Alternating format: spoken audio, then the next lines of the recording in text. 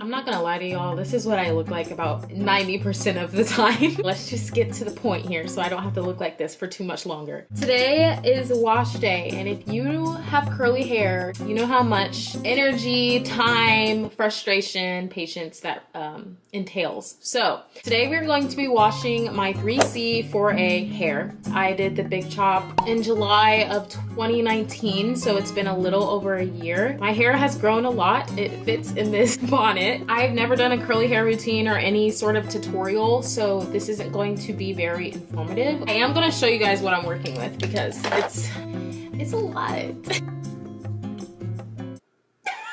Yeah, this is I don't even know if you can see the back of my head. So I figured I should show you guys what my typical wash day routine results look like. So this is my hair, 100% dry. It has a mind of its own sometimes, so if it's like flipping up weirdly, I'm sorry. So this is what it looks like, 100% dry. I am not a curly hair specialist. I don't know much about curly hair. I did the big chop. I'm still getting to know my hair. So if I do anything that's like not correct in this video, don't come for me, I'm sorry. But let's go ahead and get started with my curly hair routine. Like I said, it is going to be very realistic, very casual. Yeah, you'll see once you start watching it, okay? So I first start by wetting my hair. Normally I have to wet my hair in sections because my hair is just so thick. I can't get it all wet in one rinse, so I take my time rinsing it, making sure every single hair strand is completely wet. I was getting water like all over the floor, so please ignore me when I look over the edge and see water all over the floor. Next, I go in with my KeraCare CurlEssence Moisturizing Shampoo. This shampoo is amazing. I love it. I go in with a generous amount and basically just massage the roots of my hair. I don't do my full head of hair because when I rinse it, it'll all rinse down my hair. So make sure to just do the roots. When I'm doing my shampoo, I make sure to massage my roots because this will encourage blood flow. I also recommend that when you are massaging your scalp to use your fingertips and not your fingernails, because if you use your fingernails, it will scratch your scalp. So make sure you are doing your fingertips and not your nails. And then I rinse it out, allowing the shampoo to go down my hair, down my strands, and that will get my entire hair clean and coated in shampoo.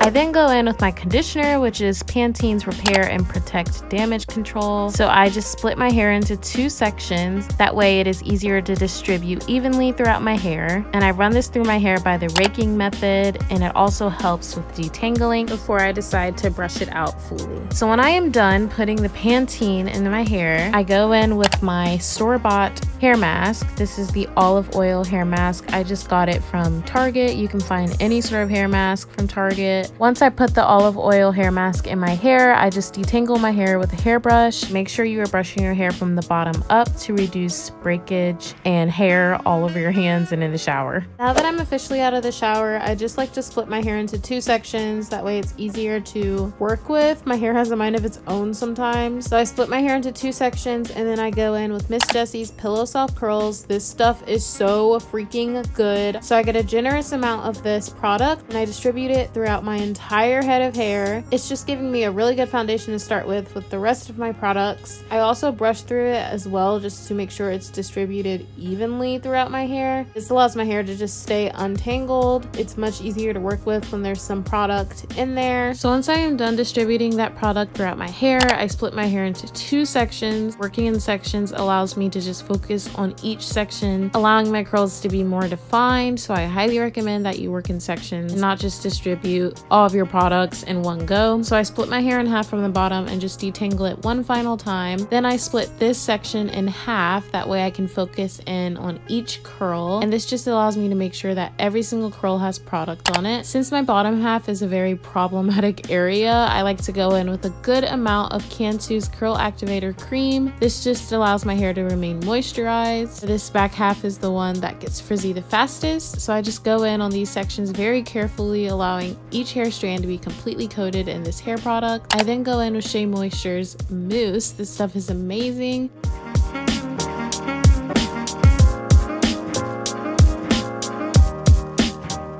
I use this stuff mainly just to define my curl before I put the gel in it. So after putting the mousse in my hair, I throw in the gel, which I don't know why I didn't show that step. I'm sorry, but I show it throughout the rest of the process, so it's okay.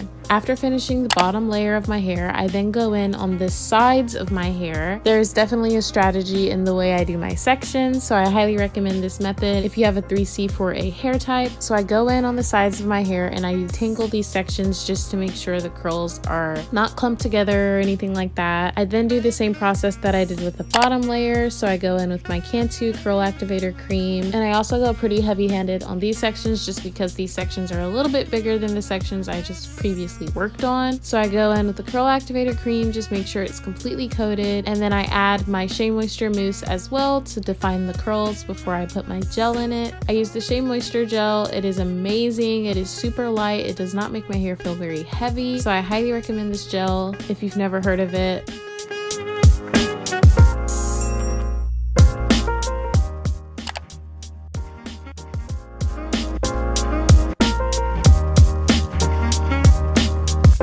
After finishing the sides of my hair, I then go in on the last section. I split this section into 3 separate sections just because the smaller the section, the more defined the curls will turn out. So in this final section, I split it from the back going to the front. This section is important because it is the very top layer of my head, so I want it to look the best because that is the part of my head that everybody's going to be seeing, including myself. So I like to make sure that this top layer looks excellent. I also enjoy having body in my hair rather than length, so in order to create volume, I brush my hair up. Brushing your hair in an upward direction just causes more volume, so I distribute the products like I did in the previous steps, and then instead of brushing it down, I brush it up and allow it to fall down in the direction that it may. Allowing your hair to fall down just gives it a lot more movement instead of having it parted in one direction. Then I split the final section into 2 just because the front layer of my hair is the most important part of my process. So I split this layer into 2 and do the same strategy that I did with the previous section, just brushing it in the upward direction and letting it fall as it may. Then I finally work on the front layer of my hair, which is the most important part. Take your time. It is okay if it takes a little bit longer than the previous sections. This is the part that you are going to see, that everybody is going to see. It is going to frame your face, so make sure it is the way you want it.